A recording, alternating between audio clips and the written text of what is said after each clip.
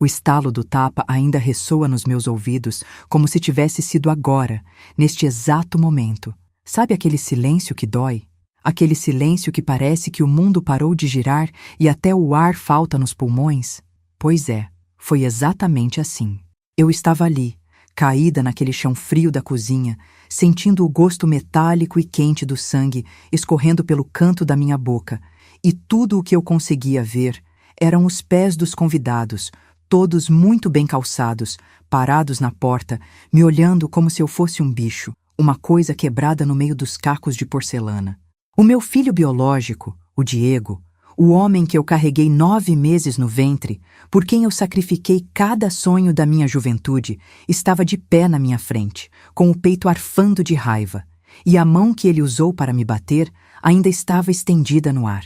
Ele não me ajudou a levantar. Ninguém ajudou.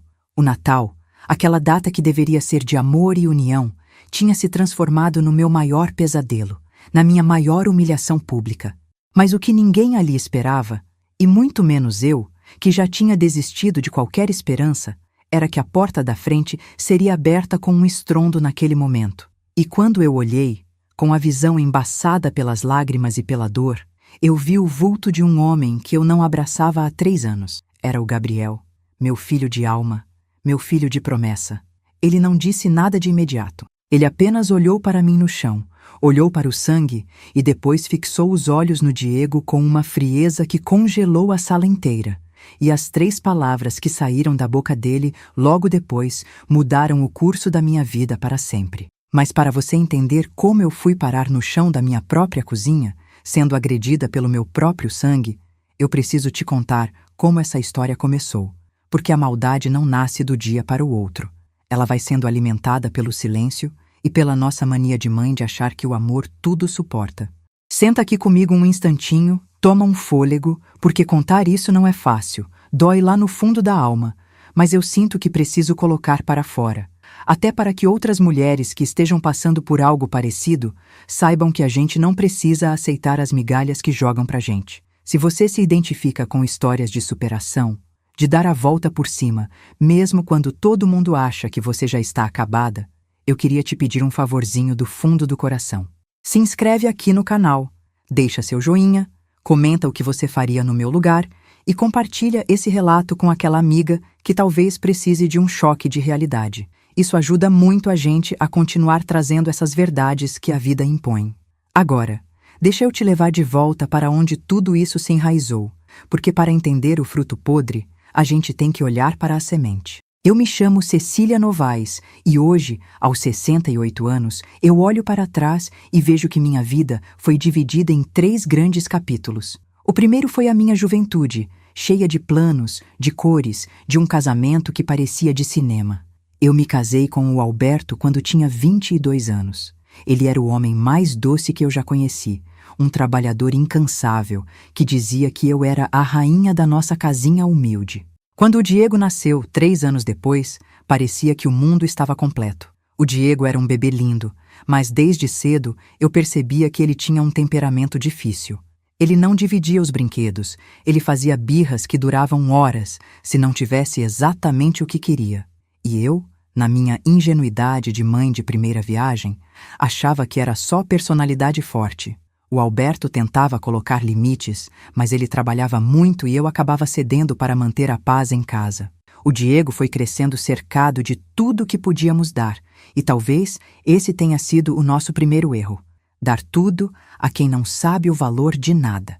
Quando o Diego tinha 11 anos, a tragédia bateu na nossa porta sem aviso. O Alberto sofreu um acidente de carro voltando do trabalho em uma noite de chuva.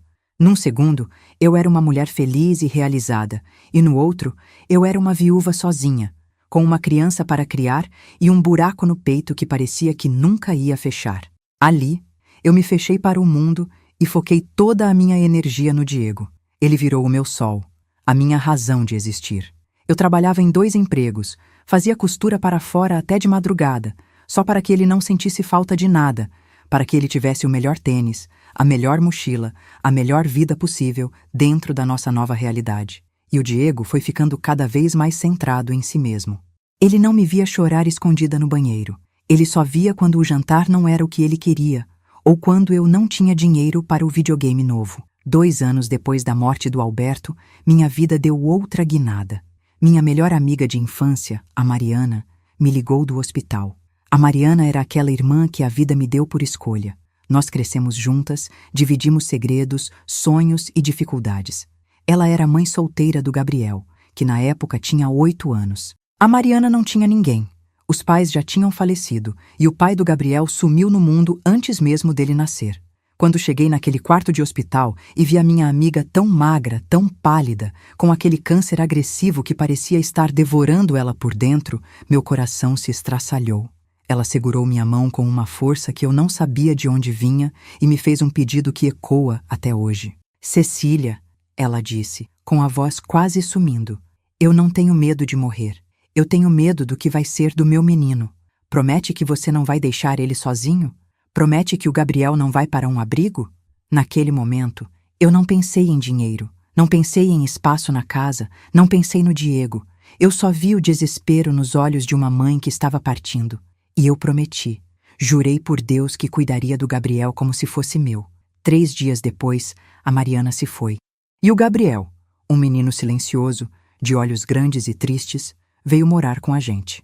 Eu achei que, com o tempo, o Diego ia gostar de ter um irmão, que eles iam brincar, que a casa ia ficar mais alegre, mas eu estava redondamente enganada.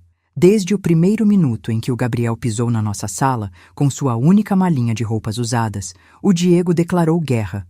Ele chamava o Gabriel de o intruso, dizia que ele estava roubando o lugar do pai dele, que a comida que o Gabriel comia era dele. Era uma situação desgastante. Eu tentava conversar, explicava que o Gabriel não tinha ninguém, que nós éramos a família dele agora, mas o Diego não queria saber. Ele tinha um ciúme doentio, um egoísmo que me assustava. O Gabriel, por outro lado, era o oposto. Ele parecia que pedia desculpas por existir. Ele limpava o próprio quarto sem eu pedir. Ele tirava notas excelentes na escola porque dizia que queria me dar orgulho para compensar o trabalho que me dava. Ele sempre foi grato por cada prato de arroz com feijão, por cada abraço que eu dava nele. E eu via aquela diferença gritante crescer diante dos meus olhos. O Diego abandonando os estudos, se envolvendo com amizades duvidosas, sempre exigindo mais dinheiro, e o Gabriel estudando à luz de velas quando a gente atrasava a conta de luz, focado em mudar de vida. Os anos passaram, e a dinâmica só piorou. O Gabriel se formou como o primeiro da turma em engenharia civil, com uma bolsa integral que ele conseguiu por mérito próprio.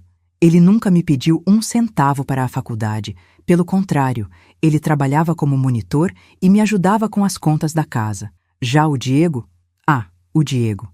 Ele tentou 3 faculdades diferentes e não terminou nenhuma. Eu paguei mensalidades caríssimas, tirando do meu próprio sustento, e ele simplesmente não ia às aulas. Ele abriu uma loja de roupas com o dinheiro que eu juntei da minha pequena herança do Alberto e faliu em 6 meses porque gastava o lucro em festas e viagens. E em todas as vezes que ele fracassava, a culpa era minha. Ou era porque eu dava atenção demais para o filho da caridade, ou porque eu não tinha investido o suficiente. O Gabriel conseguiu uma oportunidade de ouro em uma multinacional e há 3 anos foi transferido para a Alemanha. Foi um dia agridoce. Eu estava radiante por ele, mas meu coração apertou de saudade. Na despedida, no aeroporto, o Gabriel me abraçou tão forte que eu senti que ele não queria soltar. Ele sussurrou no meu ouvido: "Mãe, a senhora me salvou. Agora eu vou construir um futuro para que eu possa salvar a senhora desse sofrimento." O Diego, que estava lá por pura obrigação, nem se deu ao trabalho de se despedir direito. Só disse: "Já vai tarde, tomara que fique por lá." E o Gabriel ficou. Ele construiu uma carreira brilhante, mas nunca se esqueceu de mim. Todo domingo, sem falta, às 10 da manhã, o telefone tocava. Era ele. Ele queria saber se eu tinha tomado os remédios, se eu tinha comido bem, se eu precisava de alguma coisa. E todo mês, ele depositava R$ 2.000 na minha conta. Ele dizia: "Isso é para a senhora passear, comprar um vestido bonito, comer em um restaurante bom." Mas eu nunca usei esse dinheiro para mim. Sabe o que eu fazia? Eu usava para pagar as dívidas do Diego, porque o Diego se casou com a Flávia, uma mulher que parecia que tinha sido feita sob encomenda para ele. Ela era fria, ambiciosa e me olhava de cima a baixo, como se eu fosse um estorvo. Eles tiveram 2 filhos, a Júlia e o Pedro, meus netinhos que eu amo, mas que desde cedo foram ensinados pela mãe que a avó era uma pessoa sem importância. O Diego nunca parou em emprego nenhum. Ele e a Flávia viviam uma vida de aparências, postando fotos em festas e viagens enquanto o aluguel deles estava atrasado. E quem pagava? Eu, com o dinheiro que o Gabriel mandava com tanto esforço, achando que eu estava aproveitando a vida. Eu mentia para o Gabriel. Dizia que estava tudo bem, que eu estava viajando, que eu estava feliz. Eu fazia isso para proteger o Diego, para não criar mais conflito. Eu achava que, agindo assim, eu ia conquistar o amor do meu filho biológico pelo cansaço. Que uma hora ele ia olhar para mim e dizer: "Obrigado, mãe, por nunca ter desistido de mim." Que ilusão a minha! Que erro terrível é esse que nós, mães, cometemos de tentar tapar o sol com a peneira, achando que o nosso sacrifício vai transformar um caráter que já nasceu torto. A situação começou a ficar insustentável há cerca de 2 anos. Eu tive um AVC leve. Não foi nada que me deixou paralisada totalmente, mas perdi parte da força do lado direito. Minha mão tremia. Minha perna arrastava um pouco quando eu estava cansada. Eu não conseguia mais cuidar da casa sozinha. Não conseguia mais cozinhar com segurança. Quando o Gabriel soube, ele queria pegar o primeiro voo de volta. Ele chorava no telefone, dizia que ia pedir demissão, que ia cuidar de mim. E eu, mais uma vez, agi errado. Eu disse: "Não, meu filho, você lutou tanto para chegar aí. Não jogue tudo fora. O Diego vai cuidar de mim. Ele é meu filho. Ele mora aqui perto. Ele prometeu que vai me levar para morar com ele." O Gabriel ficou muito receoso.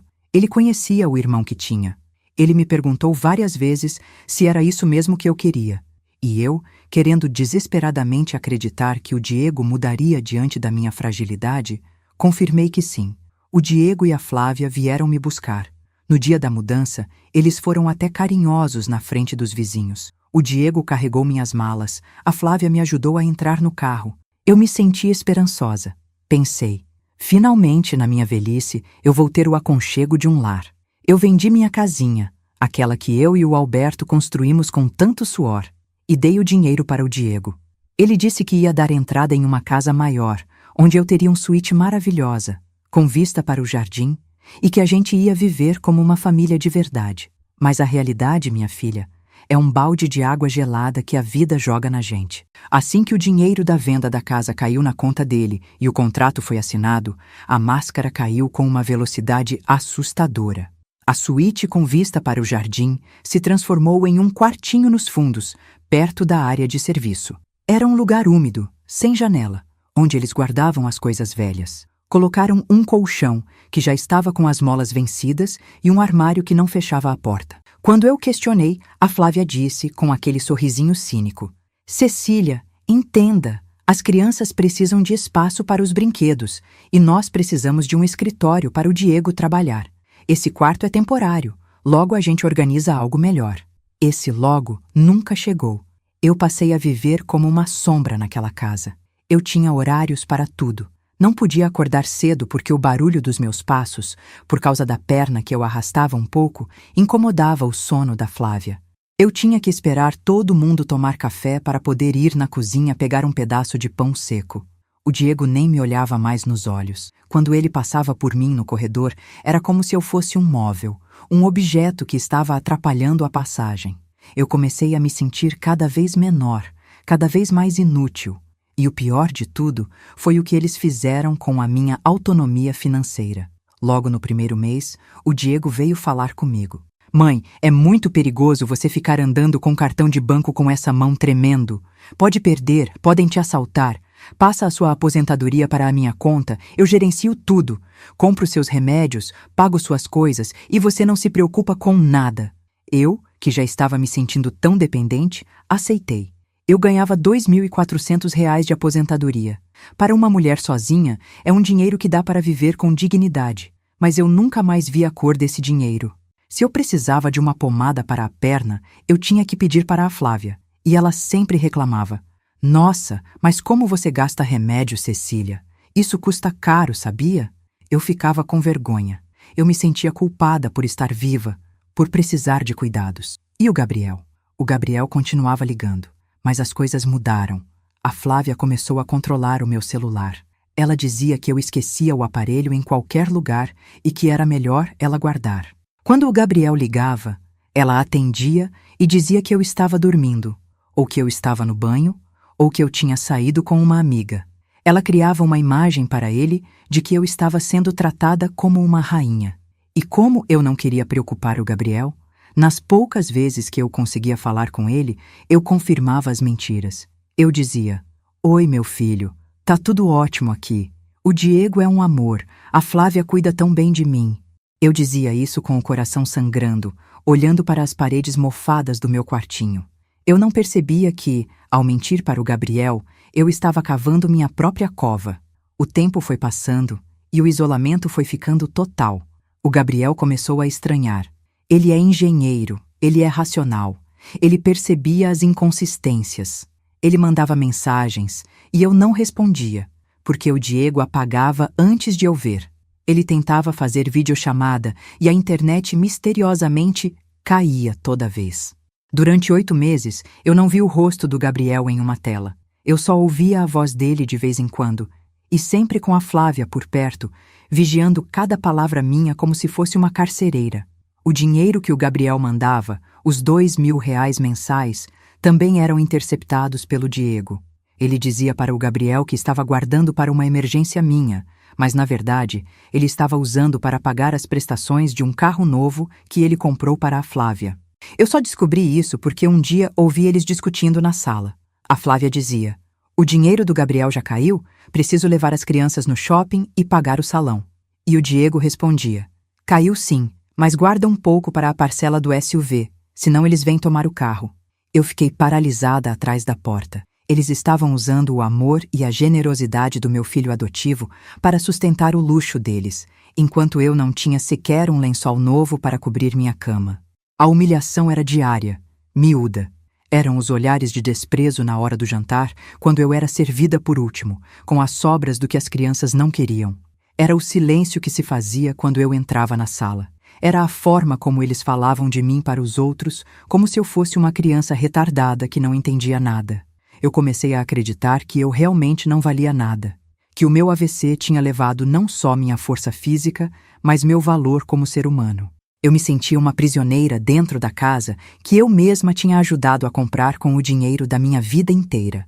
E então, chegamos ao mês de dezembro. O clima de Natal começou a tomar conta da cidade, mas na casa do Diego, o clima era de ostentação. A Flávia queria fazer a ceia do século. Ela convidou os pais dela, que são pessoas arrogantes e ricas, e alguns amigos do Diego, gente que ele queria impressionar para tentar conseguir algum negócio escuso. Eles gastaram fortunas com decoração, com árvores de Natal imensas, com luzes que piscavam a noite toda. E tudo isso, eu sabia, estava sendo pago com a minha aposentadoria e com o dinheiro do Gabriel. Eu via as caixas de champanhe chegando, os queijos caros, as carnes nobres. E eu recebi uma ordem clara da Flávia uma semana antes. "Cecília", ela disse, enquanto lixava as unhas, "no dia do Natal, você vai ficar na cozinha. Não quero você circulando pela sala com essa perna arrastando e essa mão tremendo. Vai dar uma impressão ruim para os convidados. Você ajuda a arrumar as coisas, lava a louça que for saindo e janta lá mesmo. Vai ser melhor para você, menos cansativo." O Diego estava do lado e não disse uma palavra. Ele apenas assentiu, como se aquilo fosse a coisa mais natural do mundo. Esconder a própria mãe para não envergonhar os amigos. Eu senti uma dor tão profunda que achei que meu coração ia parar ali mesmo, mas eu não reclamei. Eu já estava tão quebrada por dentro que eu só queria que aquele dia passasse logo. Eu achava que se eu fizesse tudo direitinho, se eu fosse invisível como eles queriam, eu teria um pouco de paz. Como eu estava enganada. O mal não se contenta em te esconder, ele quer te esmagar. E o que aconteceu naquela noite de Natal foi o limite que o destino impôs para que eu finalmente pudesse ser resgatada. Sabe, minha filha, às vezes eu me pego pensando em como a gente se anula em nome de uma promessa. Quando a Mariana morreu, eu coloquei na minha cabeça que o Gabriel era a última parte dela que restava no mundo, e que se eu falhasse com ele, eu estaria falhando com a minha própria história. Mas o que eu não percebi na época é que, Ao abrir meu coração e a minha casa para aquele menino órfão, eu acabei despertando um monstro que já dormia dentro do meu próprio filho. O Diego via o Gabriel não como um irmão, mas como um competidor por um pote de ouro que nem existia.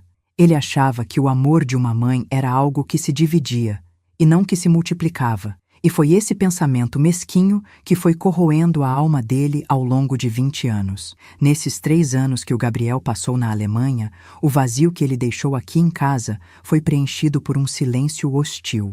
O Diego e a Flávia criaram um sistema de isolamento que foi tão gradual que eu mal percebi quando me tornei invisível. Começou com pequenas coisas. Sabe aquele café da manhã de domingo que a gente gosta de fazer, com mesa farta e conversa jogada fora? Pois é. Eles começaram a tomar café antes de mim. Quando eu chegava na cozinha, a mesa já estava suja, o café já estava frio e eles já estavam na sala, mergulhados nos celulares, sem me dar um bom dia que fosse. Se eu tentava puxar assunto, a Flávia revirava os olhos e dizia que eu estava repetindo as mesmas histórias de sempre. Eu me sentia tão sozinha, mas tão sozinha, que às vezes eu ligava a televisão só para ouvir vozes de gente falando, para não esquecer como era o som de uma conversa normal. E o pior era a saudade do Gabriel. Ele era o meu equilíbrio. Quando ele estava aqui, ele me defendia sem precisar gritar. Ele apenas se colocava ao meu lado e o Diego recuava. Sem o Gabriel por perto, eu virei o alvo preferido da frustração do meu próprio filho. Cada vez que um negócio dele dava errado, cada vez que ele perdia dinheiro numa aposta ou num investimento maluco, ele vinha descontar em mim. Ele dizia que eu tinha gasto o dinheiro que pertencia a ele para criar um estranho. Eu me lembro de uma tarde, uns 6 meses antes daquele Natal terrível, em que eu estava sentada no meu quartinho, tentando costurar um botão numa camisa velha. Minha mão direita começou a tremer tanto que a agulha caiu no chão. Eu tentei me abaixar para pegar, mas a minha perna falhou e eu acabei ficando ali, de joelhos, sem conseguir levantar. Eu chamei pelo Diego. Chamei 1, 2, 3 vezes. Ele estava na sala, assistindo a um jogo de futebol. Ele veio até a porta do meu quarto, me olhou ali no chão e, em vez de me estender a mão, ele bufou. Pelo amor de Deus, mãe! Até para pegar uma agulha você faz esse drama todo? Se vira aí, que eu não sou seu enfermeiro, não. Aquelas palavras doeram mais do que a queda. Eu fiquei ali no chão, chorando baixinho, até conseguir me apoiar na cama e subir. Foi nesse dia que eu percebi que, para o meu filho biológico, eu já tinha morrido por dentro. Eu era só um CPF que recebia uma aposentadoria. E a Flávia, aquela mulher tinha um prazer quase doentio em me diminuir.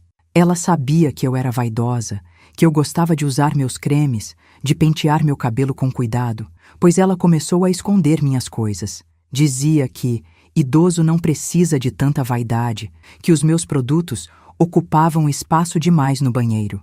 Ela pegava as roupas que o Gabriel tinha me dado, roupas boas, de lã, que ele mandava da Europa, e guardava no alto de um armário onde eu não alcançava, dizendo que eram chiques demais para eu usar em casa. No dia a dia, ela me dava roupas velhas, desbotadas, que nem serviam direito em mim. Ela queria que eu parecesse o mais acabada possível, para que os convidados dele sentissem pena e não desconfiassem da tortura psicológica que eu vivia. Chegamos então à véspera daquele Natal. A casa estava um caos. Caixas de buffet chegando, decoradores montando arranjos de flores que custavam mais do que a minha farmácia do mês inteiro. Eu tentei ajudar, sabe? Eu queria ser útil. Fui até a cozinha e comecei a picar alguns temperos. A Flávia entrou como um furacão, tirou a faca da minha mão e disse: Cecília, sai daqui. Você é lenta demais, só atrapalha o ritmo do pessoal. Vai para o seu quarto e não sai de lá até eu mandar. Hoje temos pessoas importantes vindo, gente que pode ajudar o Diego a sair do buraco onde ele se meteu. Não quero você dando vexame. Eu passei a tarde inteira trancada naquele quartinho abafado. O calor de dezembro em São Paulo é de matar, e sem janela, parecia que eu estava dentro de um forno. Eu ouvia os risos vindo da sala, o barulho das taças brindando, o cheiro delicioso do assado que eu mesma tinha ajudado a apagar, mas que eu sabia que não ia provar. Meu estômago roncava de fome, mas eu tinha medo de sair e levar outro xingamento. Por volta das 7 da noite, a Flávia abriu a porta com o pé. Ela estava deslumbrante em um vestido vermelho que eu sabia que tinha custado 3 meses da minha aposentadoria. Ela jogou um avental sujo por cima de mim e disse: "Agora você vai trabalhar. A cozinha está cheia de louça e os convidados estão chegando. Fica no canto da pia, lava tudo e não ouse aparecer na sala. Se alguém perguntar, eu digo que você preferiu ficar descansando porque não está passando bem." Eu fui, com a cabeça baixa, a perna arrastando e o coração pesado. A cozinha era um campo de batalha. Pilhas e pilhas de pratos, talheres de prata, taças de cristal. Eu comecei a lavar, uma peça por vez, tentando não deixar minha mão tremer. Eu via os garçons passando com bandejas cheias de canapés, de camarões, de vinhos caros. Nenhum deles me oferecia nenhum copo de água. Eu era o fantasma da cozinha. De vez em quando, eu ouvia a voz do Diego na sala, rindo alto, contando piadas, se gabando de negócios que ele nunca fez.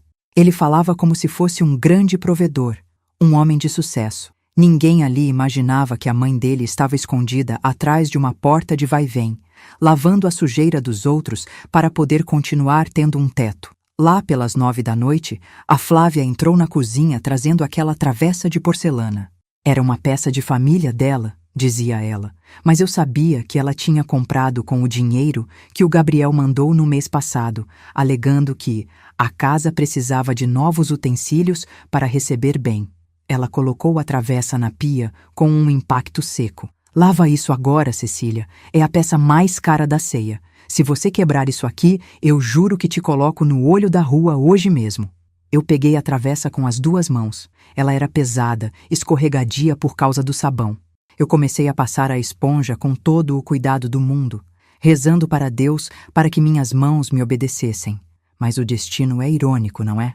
Bem na hora que eu fui enxaguar, eu senti uma fisgada forte na minha perna, aquela pontada que sempre vem quando eu fico muito tempo em pé. Eu perdi o equilíbrio por 1 segundo. Apenas 1 segundo. Foi o suficiente. A travessa de porcelana escorregou dos meus dedos, bateu na borda da pia e se espatifou no chão de cerâmica. O barulho foi como um tiro. O silêncio que se seguiu na sala foi assustador. Sabe quando a música para e você ouve apenas a respiração das pessoas? Pois é. A Flávia entrou na cozinha em câmera lenta. Ela olhou para os pedaços no chão e depois olhou para mim. Os olhos dela estavam injetados de ódio. "Sua velha inútil!" ela gritou, e o grito dela ecoou pela casa toda. "Você fez de propósito. Você quer me humilhar na frente dos meus convidados." Eu tentei falar. Tentei dizer que tinha sido um acidente, que minhas mãos tinham falhado, mas as palavras não saíam. Eu só conseguia soluçar. O Diego apareceu logo atrás dela. Ele estava com um copo de uísque na mão. Quando ele viu a cena, ele não perguntou se eu estava bem. Ele não viu que eu estava pálida e tremendo.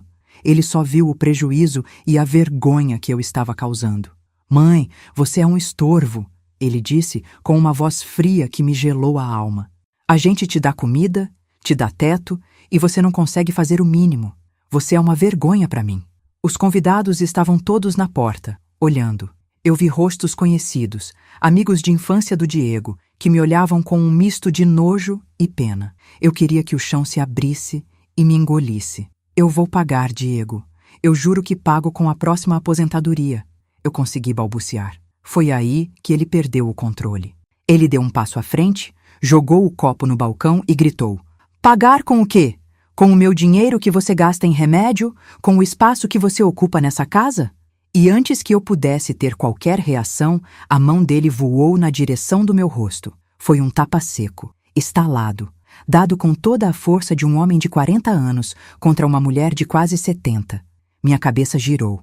Eu não esperava aquilo. Eu caí de lado, batendo o quadril nos cacos de porcelana. Senti as pontas afiadas cortarem a minha pele, mas a dor física não era nada perto da dor da traição. Eu levei a mão ao rosto e, quando tirei, vi que meus dedos estavam sujos de sangue. O meu lábio tinha cortado.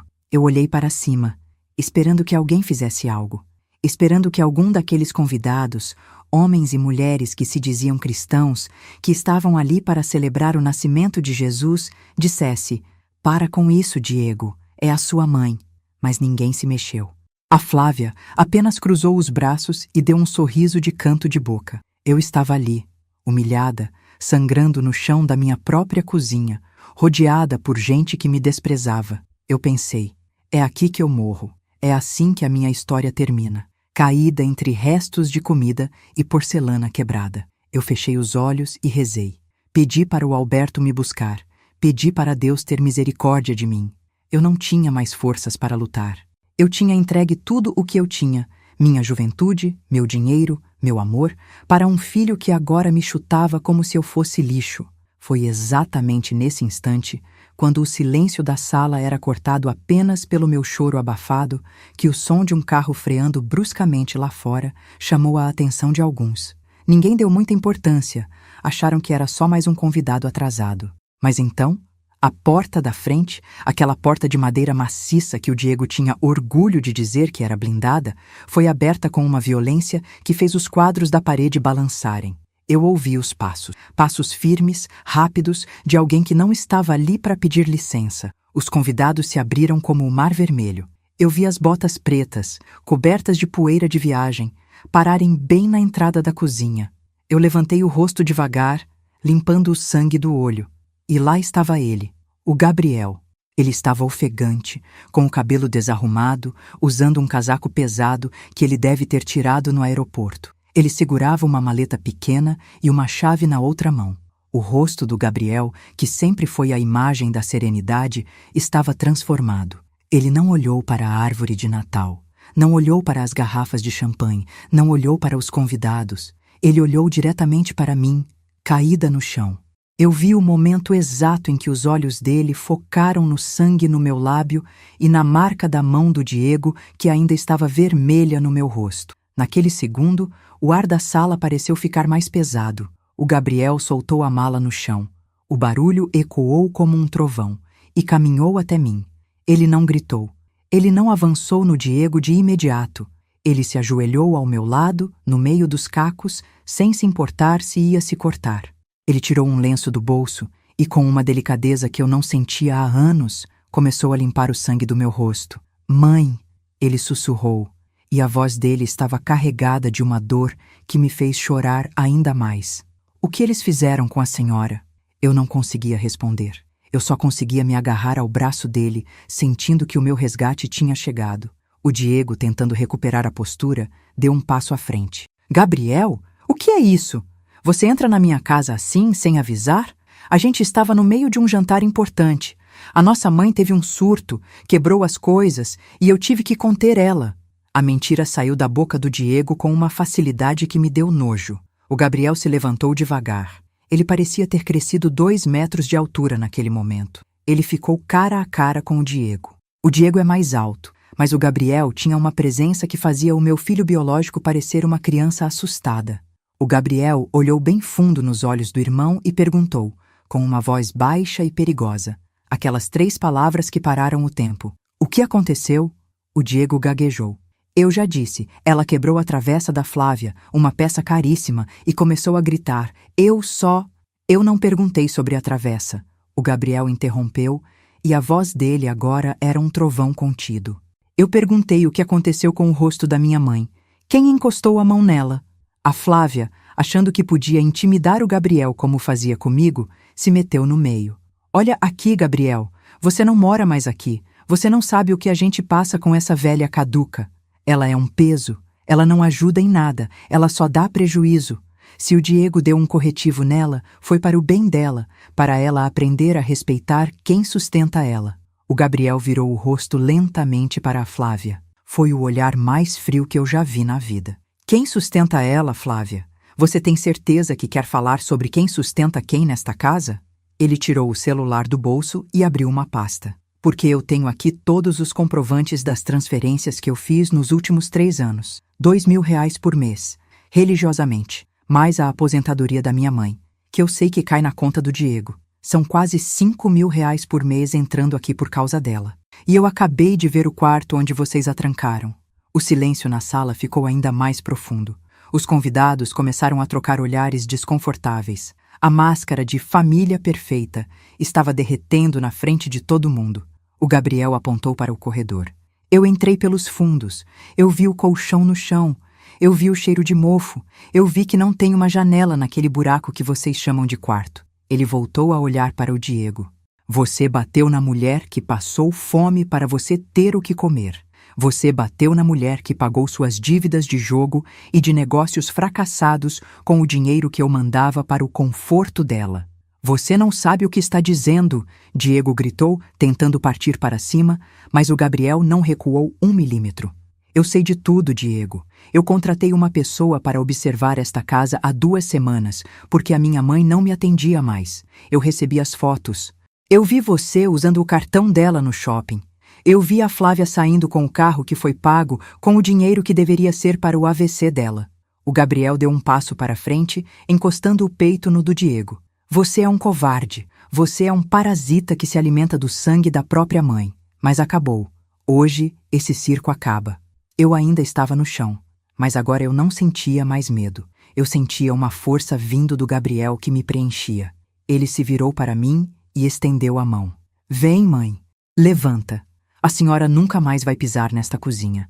A senhora nunca mais vai pedir permissão para comer ou para respirar. Eu segurei a mão dele e pela primeira vez em 2 anos eu me senti de pé de verdade. Minha perna não tremeu. Meu coração se acalmou. O Diego tentou bloquear a passagem. Você não vai levar ela a lugar nenhum. Ela é minha mãe. Ela fica aqui. Eu tenho os direitos sobre ela. O Gabriel soltou uma risada curta, sem humor nenhum. Direitos? Você quer falar de direitos na frente de todas essas testemunhas? Depois de deixar uma marca de agressão no rosto de uma idosa? Diego, se você não sair da frente dessa porta agora, a próxima pessoa que vai entrar por ela não vai ser um filho adotivo, vai ser a polícia militar. E eu garanto que eu tenho provas suficientes para você passar o resto do Natal e o Ano Novo na cadeia. A Flávia puxou o braço do Diego, apavorada. Ela sabia que o Gabriel não estava blefando. O Diego, tremendo de raiva e de medo, abriu caminho. O Gabriel me conduziu pela sala, passando por todos aqueles convidados que agora baixavam a cabeça, envergonhados. Eu caminhei com a cabeça erguida. Eu não era mais a velha inútil da cozinha. Eu era a mãe de um homem honrado. Quando chegamos à porta da frente, o Gabriel parou por 1 segundo. Ele olhou para o Diego uma última vez e disse algo que eu nunca vou esquecer. Você sempre disse que eu era o filho da caridade, Diego. Mas a verdade é que você é o filho da ingratidão. E entre o sangue que agride e o amor que protege, eu fico com o amor. Nós saímos para a noite quente de Natal. O ar da rua nunca pareceu tão doce. O Gabriel me ajudou a entrar no carro. Um carro confortável, com cheiro de novo. Ele colocou o cinto em mim, beijou a minha testa e disse: Acabou, mãe. A senhora está segura agora. Eu fechei os olhos e pela primeira vez em muito tempo eu dormi. Eu sabia que, quando acordasse, o pesadelo teria terminado, mas eu não imaginava que a justiça estava apenas começando a cobrar o preço de quem me fez tanto mal. Aquela noite no hotel foi a primeira vez, em quase 2 anos, que eu não senti o peso do mofo nos meus pulmões ou o medo de ser repreendida por respirar um pouco mais alto. O Gabriel me levou para um lugar calmo, com lençóis brancos que cheiravam a flores e um silêncio que, pela primeira vez, não era hostil. Ele não me deixou sozinha nem por 1 segundo. Ele pediu uma sopa quente, me deu os remédios que o Diego tinha esquecido de me dar e ficou ali, sentado na beira da cama, segurando a minha mão até que eu finalmente pegasse no sono. Mas o sono não foi tranquilo, minha filha. Eu acordava sobressaltada, achando que o Diego ia entrar pela porta gritando por causa daquela travessa de porcelana. O trauma não sai da pele com um banho e um quarto de luxo. Ele fica ali, latejando, como o hematoma que começou a aparecer no meu rosto. No dia seguinte, o sol mal tinha saído e o Gabriel já estava de pé, falando ao telefone na varanda. Ele tinha aquele olhar decidido, o mesmo olhar de quando ele passava noites em claro estudando para as provas da faculdade. Ele não estava ali apenas para me tirar daquela casa. Ele estava ali para reconstruir o que tinham destruído em mim. Ele me levou primeiro para ver a doutora Helena. Ela é uma médica geriatra, uma mulher de uns 50 anos, com um olhar tão bondoso que só de ela tocar no meu braço, eu senti vontade de chorar de novo.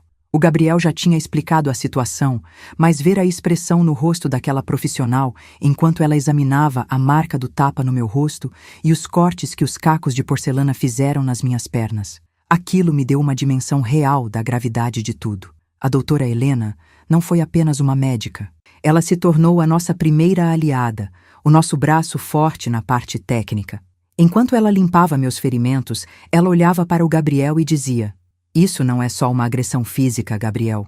Sua mãe apresenta sinais de desnutrição leve e uma anemia que não deveria existir para alguém que tem recursos. Ela foi negligenciada sistematicamente." Ela documentou tudo. Tirou fotos, escreveu laudos detalhados, registrou o tremor excessivo na minha mão, causado pelo estresse e pela falta de fisioterapia adequada que o Diego dizia que era frescura. Ter uma profissional como ela ao nosso lado, validando a minha dor, foi o primeiro passo para eu parar de me sentir culpada. Porque, no fundo, a gente sempre acha que a culpa é nossa, que a gente provocou, que a gente não soube criar o filho. A doutora Helena segurou meu rosto e disse: "Cecília, o que fizeram com você foi um crime, e nós não vamos deixar isso passar." Depois do consultório, o Gabriel me levou para um prédio espelhado, no centro da cidade. Foi lá que conhecemos o Dr. Ricardo.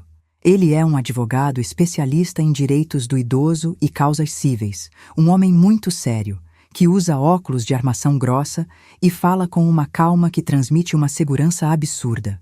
O Gabriel já o conhecia de alguns contratos de engenharia que a empresa dele tinha feito. O Ricardo não perdeu tempo com conversas vazias. Ele sentou a gente naquelas cadeiras de couro confortáveis e começou a fazer perguntas que eu nem sabia que tinham importância. "Dona Cecília", ele disse, inclinando-se para a frente, "o Gabriel me contou sobre a venda da sua casa. A senhora assinou algum documento? Deu uma procuração para o seu filho?" Eu expliquei, com a voz ainda um pouco trêmula, que eu confiava no Diego, que ele disse que o dinheiro seria para a nossa nova vida, para a minha suíte, para o meu conforto. O Ricardo anotava tudo.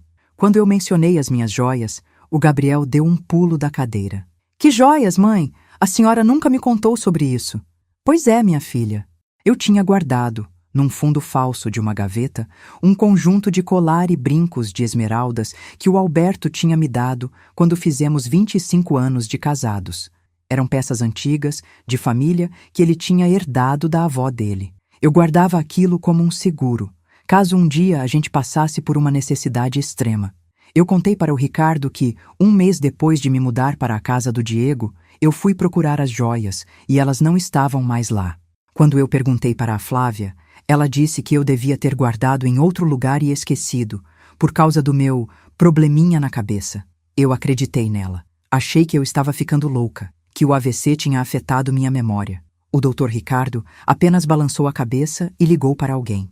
Em menos de 2 horas, ele conseguiu o que o Gabriel não tinha conseguido em meses. Ele puxou o histórico financeiro do Diego e da Flávia. Foi aí que a verdadeira profundidade do abismo apareceu diante de nós. O Diego não só tinha vendido a minha casa e ficado com o dinheiro, como ele tinha, de fato, vendido as minhas joias.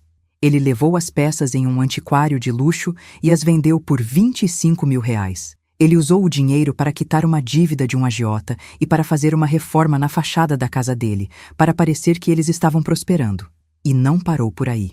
O Ricardo nos mostrou que a conta onde o Gabriel depositava os R$ 2.000 por mês estava sendo esvaziada no mesmo dia em que o depósito caía. O dinheiro ia direto para uma conta conjunta do Diego e da Flávia. Eles gastavam tudo em restaurantes caros, roupas de grife para as crianças e parcelas de um carro que eu mal via sair da garagem.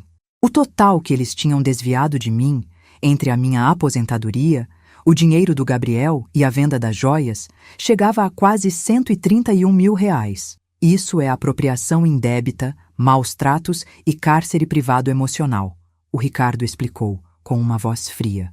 Nós vamos entrar com uma ação de reparação de danos e uma medida protetiva. Eles não vão poder chegar a menos de 300 metros da senhora, e eu vou pedir o bloqueio dos bens deles imediatamente. Eu confesso que na hora me deu um aperto no coração. Eu pensei nos meus netos, na Júlia e no Pedro. Pensei, meu Deus, eu vou destruir a vida do meu filho? Mas o Gabriel percebeu o meu vacilo. Ele se ajoelhou na minha frente, ali mesmo no escritório do advogado, e disse, mãe, Não é a senhora que está destruindo a vida dele. Foi ele quem destruiu a dele e quase destruiu a sua. A senhora deu tudo para ele. Agora a senhora precisa dar a ele a única coisa que ele nunca teve, a consequência dos atos dele. Se ele não aprender agora, ele vai fazer isso com outras pessoas. Ele vai ensinar os filhos dele a serem assim. Aquelas palavras entraram em mim como uma flecha. O Gabriel tinha razão. Se eu perdoasse mais uma vez, se eu deixasse para lá como eu fiz a vida inteira, eu estaria sendo cúmplice da maldade do Diego. Eu olhei para o Dr. Ricardo e disse: "Pode assinar o que for preciso, doutor. Eu quero o que é meu de volta. Não pelo dinheiro, mas porque eu cansei de ser invisível." Nos dias que se seguiram, a justiça começou a se movimentar com uma velocidade que eu não imaginava. O Diego e a Flávia foram notificados. O Gabriel me contou que o Diego tentou ligar para ele, gritando, ameaçando, dizendo que ia processar o Gabriel por invasão de domicílio. O Gabriel apenas respondeu: "Fale com o meu advogado e aproveite sua casa enquanto você ainda tem uma."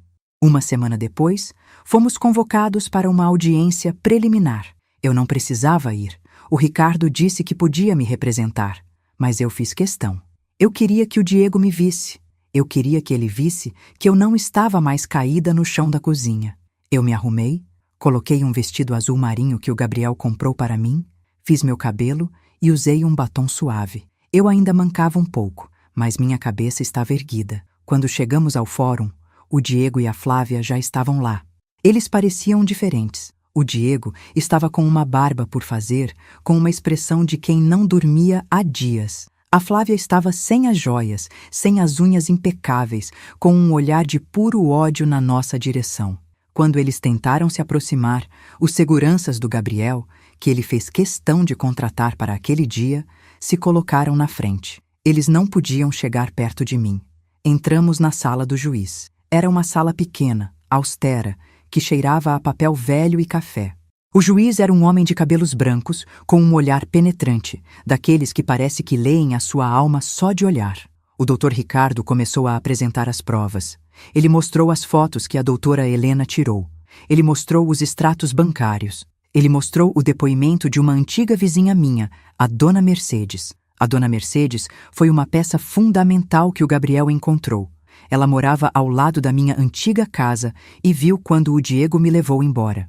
Ela testemunhou que ouviu o Diego gritando comigo várias vezes antes da mudança, dizendo que a casa era dele por direito. Ela contou para o juiz que depois que eu me mudei, ela tentou me ligar várias vezes e nunca conseguia falar comigo, e que a Flávia tinha dito para ela que eu estava com demência avançada e não reconhecia mais ninguém. Ouvir aquilo da Dona Mercedes me deu um nó na garganta. Eles estavam preparando o terreno para me interditar, para dizer que eu era louca, só para ficarem com tudo legalmente. O plano deles era muito mais sombrio do que eu imaginava. Eles não queriam apenas o meu dinheiro. Eles queriam a minha morte civil. O juiz ouviu tudo em silêncio. De vez em quando, ele olhava para o Diego e para a Flávia. O Diego tentava interromper. Dizia que era tudo mentira, que o Gabriel estava manipulando a minha cabeça porque queria a herança. O Gabriel nem se deu ao trabalho de responder. Ele apenas ficou ali, ao meu lado, como uma rocha. "Senhor Diego", o juiz disse, com uma voz que ecoou pela sala, "as provas documentais são esmagadoras. Os extratos não mentem. O laudo médico não mente. O senhor e sua esposa utilizaram recursos de uma pessoa idosa sob sua responsabilidade para benefício próprio, enquanto a mantinham em condições degradantes. Isso não é apenas uma disputa familiar. Isso é crime." O Diego ficou pálido. Ele olhou para a Flávia, procurando apoio, mas ela estava olhando para o chão, provavelmente já pensando em como se livrar daquela situação sozinha. O juiz determinou, ali mesmo, o bloqueio imediato das contas do Diego e da Flávia. Ele também deu uma ordem de penhora sobre a casa onde eles moravam, já que ela tinha sido adquirida com o dinheiro da venda da minha propriedade original. "O senhor tem 10 dias para apresentar uma defesa", continuou o juiz, "mas a liminar de afastamento e o bloqueio de bens permanecem. E eu estou encaminhando este caso para o Ministério Público para a abertura de uma ação penal por maus tratos e apropriação indébita." Saímos da sala sob o som dos gritos da Flávia. Ela começou a brigar com o Diego ali mesmo no corredor, acusando ele de ser um incompetente, de ter estragado tudo. O Diego tentou vir atrás de mim uma última vez. as lágrimas escorrendo pelo rosto. Mãe, por favor, pensa nos seus netos. A gente vai ser despejado. Para com isso. Eu parei. Olhei para o meu filho biológico, para aquele homem que eu amei mais do que a mim mesma por quase 40 anos. E eu não senti ódio. Eu não senti vontade de me vingar. Eu só senti um vazio imenso. Diego, eu disse, com uma calma que me surpreendeu. Você nunca pensou nos seus filhos quando me deu aquele tapa. Você nunca pensou neles quando me deixou naquele quarto sem janela. Você só pensou em você. Agora, deixa que a justiça pensa por você. O Gabriel me conduziu para fora do fórum. O sol estava brilhando forte, mas não incomodava. Era como se uma nuvem pesada tivesse saído de cima de mim. Mas eu sabia que o confronto final, aquele que definiria o resto dos meus dias, ainda estava por vir. O Diego não ia desistir tão fácil. Ele tinha amigos, ele tinha o desespero de quem não tem para onde ir, e ele ainda tinha a arma mais perigosa de todas, a chantagem emocional usando os meus netos. O Gabriel percebeu que eu estava pensativa. Não se preocupa, mãe. O próximo passo já está sendo dado. A senhora vai ter a sua paz de volta, nem que eu tenha que mover o mundo para isso. E ele moveu, minha filha. Ele moveu. O que aconteceu na semana seguinte foi o desfecho que eu nunca ousei sonhar. A prova definitiva de que a vida, apesar de tardar às vezes, nunca falha em entregar a cada um exatamente o que plantou. Fomos para um apartamento que o Gabriel alugou para nós. Era um lugar lindo, no 20º andar, com uma sacada grande de onde dava para ver o pôr do sol. Ele contratou uma fisioterapeuta maravilhosa, a Aline, que vinha todos os dias me ajudar a recuperar os movimentos da mão e da perna. A Aline era jovem, cheia de energia, e ela me tratava com um respeito que me fazia sentir importante de novo. Ela não apenas fazia os exercícios, ela conversava comigo, ouvia minhas histórias, me incentivava a voltar a bordar. Mas enquanto eu tentava me curar, o cerco se fechava em torno do Diego. Ele começou a mandar mensagens desesperadas. Vídeos das crianças chorando, fotos da geladeira vazia, fotos que eu sabia que eram armadas, porque o Gabriel estava monitorando a situação básica deles para que os netos não passassem necessidade real. O Diego tentava me atingir no meu ponto mais fraco, o meu coração de avó. Mãe, a Júlia está perguntando por você toda noite. Ela não entende por que a vovó quer colocar o papai na cadeia. Ela chora até dormir. Eu lia aquelas mensagens e minha mão tremia. O Gabriel via e tirava o celular de perto de mim. É tática, mãe. Ele está usando as crianças como escudo humano. Não cai nessa. E foi aí que o Gabriel jogou a sua última carta. Ele descobriu que o Diego estava tentando vender o carro que estava bloqueado pela justiça para um comprador de má-fé, para conseguir dinheiro e fugir com a Flávia para outro estado, deixando as dívidas e as crianças para trás com os pais da Flávia. O Gabriel não esperou. Ele acionou o Ricardo, que acionou a polícia. A cena da prisão do Diego e da Flávia foi noticiada nos jornais locais, mas eu não quis ver. O Gabriel me contou os detalhes depois. Eles foram pegos tentando passar o carro para frente em uma garagem clandestina.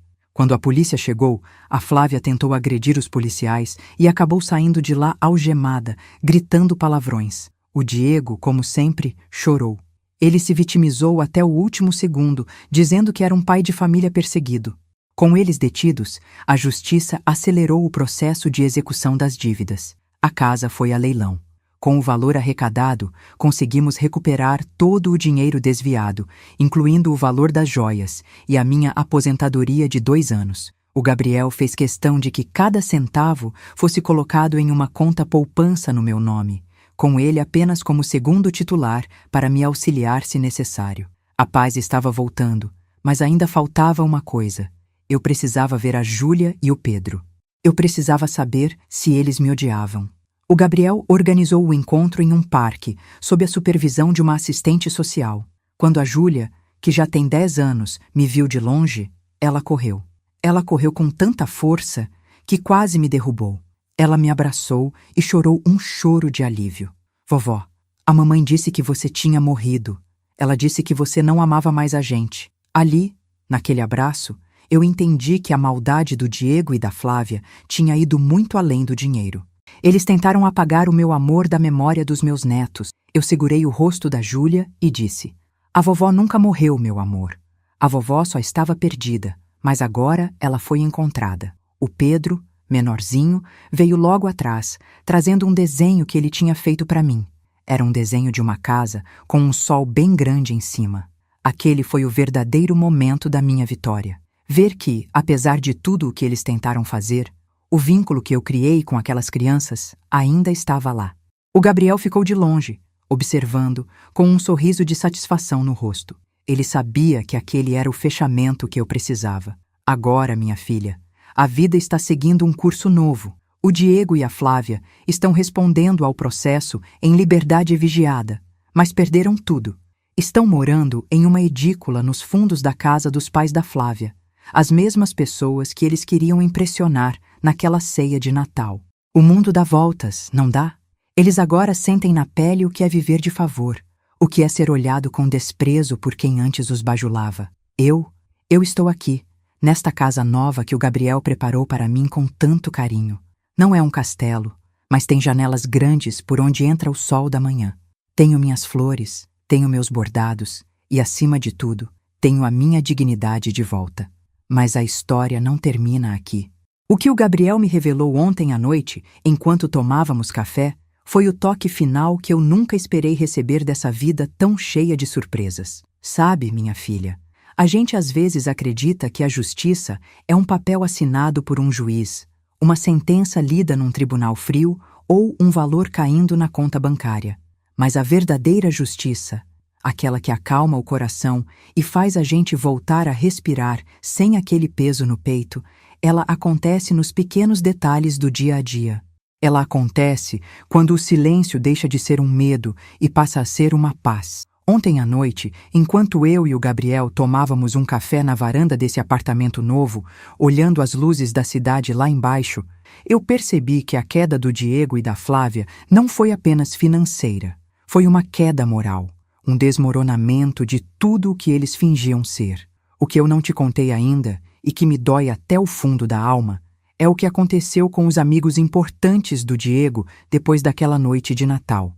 Você sabe como é gente que vive de aparências, né? Eles se aproximam de você enquanto você tem um champanhe caro para servir, enquanto sua casa brilha com decorações de luxo.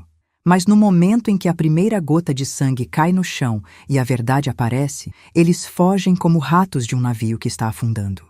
Na semana seguinte àquela confusão, o Diego tentou ligar para vários daqueles empresários, pedindo empréstimos, pedindo que eles intercedessem por ele, alegando que tudo não passava de um mal-entendido familiar. Mas a história já tinha corrido. O Gabriel, com aquela inteligência silenciosa dele, não precisou mover um dedo para difamar ninguém.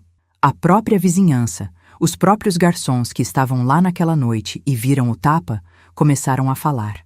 Em poucos dias, o Diego se tornou um pária. Ele foi excluído de todos os grupos de conversa. As portas dos escritórios onde ele tentava cavar algum negócio se fecharam na cara dele. A Flávia, então, nem se fala. Ela, que gostava de postar fotos em salões de beleza caros e em jantares de gala, teve que desativar todas as suas redes sociais. Cada vez que ela postava algo, surgia alguém comentando: "Como vai a sua sogra que você escondia na cozinha?" A vergonha social foi o primeiro chicote que os atingiu. Eles descobriram que, sem o meu dinheiro e sem a dignidade que eles roubaram de mim, eles não eram absolutamente nada. Eles perderam o carro, como eu te disse, mas o mais doloroso para eles foi ver o apartamento ser colocado em leilão. O Dr. Ricardo me explicou que, como o imóvel foi pago com o dinheiro da venda da minha casa e com as parcelas que o Gabriel mandava, a justiça entendeu que aquilo era fruto de um desvio de recursos de uma idosa. Quando o oficial de justiça chegou lá com a ordem de despejo, a Flávia tentou fazer um escândalo. Ela gritou que não tinha para onde ir, que as crianças iam ficar na rua. Mas o oficial apenas disse: "A senhora deveria ter pensado nisso antes de maltratar a pessoa que pagava por esse teto." Eles tiveram que se mudar para uma edícula, um quartinho de fundo na casa dos pais da Flávia. Imagine só, minha filha, a ironia do destino. O mesmo tipo de quarto onde eles me trancaram, agora era o lar deles. Um lugar úmido, pequeno, onde eles têm que dividir o espaço com entulhos e lembranças de uma vida que eles jogaram fora por pura ganância. O Diego agora trabalha entregando mercadorias, carregando caixas, sentindo o peso do suor que ele sempre desprezou. E a Flávia? Bom, A Flávia hoje limpa a casa da própria mãe para ter o que comer. A arrogância dela foi engolida pela necessidade. Mas eu estava te falando do Gabriel. Ontem, no café, ele me olhou com aqueles olhos que herdou da Mariana, olhos que guardam uma promessa eterna, e me disse: Mãe, tem uma coisa que eu não te contei sobre aquele dia do Natal. Sabe por que eu cheguei exatamente naquele minuto? Eu balancei a cabeça porque realmente tinha sido um milagre. Eu estava no chão, sangrando, e de repente ele apareceu. O Gabriel então pegou o celular e me mostrou uma série de mensagens. Ele não tinha vindo para o Brasil apenas por causa das minhas fotos no quarto de mofo. Ele tinha vindo porque um dos convidados do Diego, um rapaz chamado Marcos, que era estagiário na empresa onde o Gabriel trabalhou anos atrás, se sentiu tão enojado com o que estava vendo na festa que mandou uma mensagem para o Gabriel em tempo real. O Marcos escreveu: Gabriel, corre aqui. Eles estão escondendo sua mãe na cozinha. Ela está passando mal e o Diego acabou de agredir ela na nossa frente. O Gabriel já estava no aeroporto, vindo me fazer uma surpresa, e quando leu aquilo, ele disse que sentiu um fogo queimando o sangue dele. Ele pegou um táxi e disse para o motorista: corre como se a vida de alguém dependesse disso, porque depende. Foi por isso que ele entrou daquele jeito. Foi por isso que ele não perguntou o que houve. Ele perguntou o que aconteceu, com aquela autoridade de quem já sabia da sujeira toda. E o Gabriel me revelou mais. Ele me disse que, durante esses 3 anos na Alemanha, ele não estava apenas trabalhando. Ele estava juntando cada centavo para comprar de volta a chácara, onde eu e o Alberto passamos os nossos melhores anos. Aquela chácara que eu tive que vender logo depois que o Alberto morreu para pagar as dívidas que o Diego tinha feito na adolescência. Mãe, ele disse, pegando a minha mão trêmula, a escritura está no seu nome.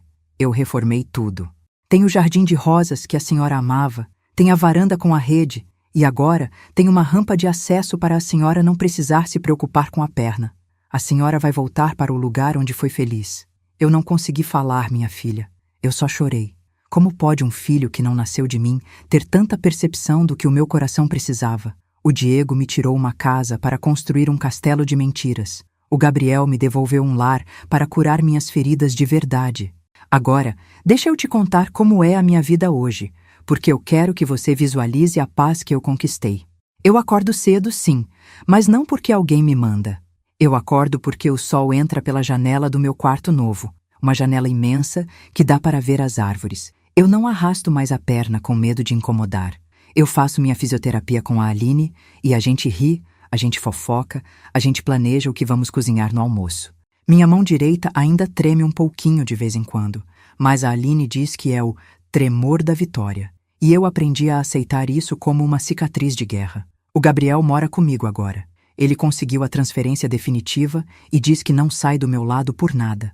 Ele é o meu maior aliado. Quando eu estou triste pensando no Diego, porque querendo ou não, ele ainda é o meu filho e dói ver um filho se perder assim, o Gabriel senta comigo e não tenta me calar. Ele deixa eu falar, ele deixa eu chorar, ele valida o meu sentimento. Ele me ensinou que o amor não é cobrança, o amor é presença. Na semana passada, a Júlia veio passar o final de semana aqui na chácara. Foi tão lindo ver ela correndo no gramado, sem aquele peso que a Flávia colocava nela. Ela me ajudou a colher laranjas e disse: Vovó, aqui é o lugar mais feliz do mundo. Eu senti que a maldição daquela família tinha sido quebrada ali. Eu perdoei a Júlia, perdoei o Pedro, e estou tentando, um dia de cada vez, encontrar o perdão para o Diego dentro de mim. Não o perdão que permite que ele volte para a minha vida, porque isso eu não vou deixar acontecer, mas o perdão que me liberta do ódio. O ódio é um veneno que a gente toma esperando que o outro morra, e eu não quero mais veneno na minha vida. Eu já tomei o suficiente por décadas. O Diego me mandou uma carta há poucos dias. Ele escreveu daquela edícula onde ele mora. Ele dizia que estava arrependido, que a Flávia o tinha manipulado, que ele queria uma chance de me ver. Eu li a carta inteira. Li cada palavra escrita com aquela letra que eu ajudei a ensinar quando ele era pequeno. Mas quando terminei, eu não senti aquela vontade de correr e abraçar. Eu senti apenas distância.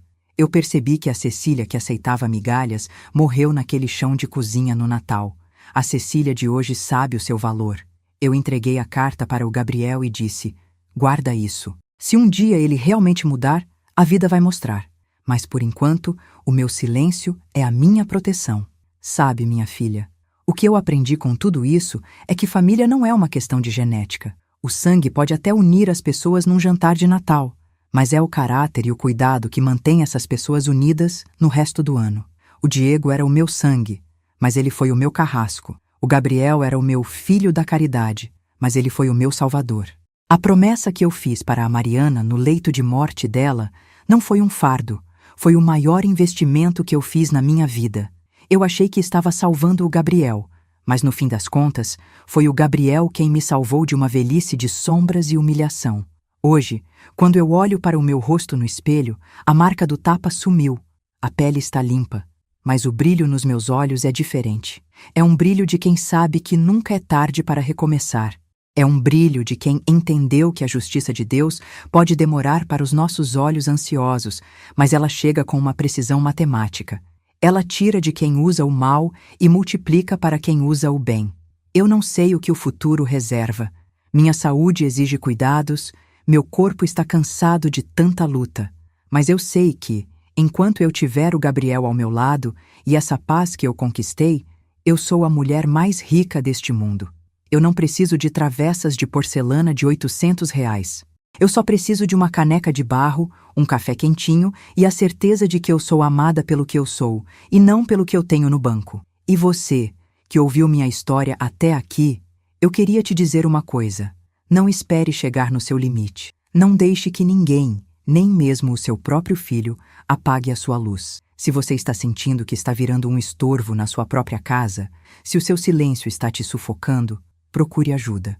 Sempre existe um Gabriel na vida de quem tem coragem de pedir socorro. A vida é curta demais para a gente viver escondida na cozinha, lavando a louça da nossa própria dignidade. Agora, eu vou ali para a varanda. O Gabriel disse que ia trazer umas mudas novas de jasmim para a gente plantar. O cheiro do jasmim me lembra a minha infância, me lembra que a vida se renova a cada primavera, não importa quão rigoroso tenha sido o inverno. Eu vou lá, cuidar da minha terra, cuidar do meu coração. Porque agora, minha filha, o meu tempo é sagrado e cada minuto dele vai ser vivido com a alegria de quem finalmente voltou para casa. Eu espero que o meu relato tenha tocado o seu coração de alguma forma, que você tenha sentido um pouquinho da minha dor, mas que tenha sentido muito mais da minha esperança. A gente se vê por aí, em qualquer esquina da vida, com a cabeça erguida e o coração em paz. Fica com Deus.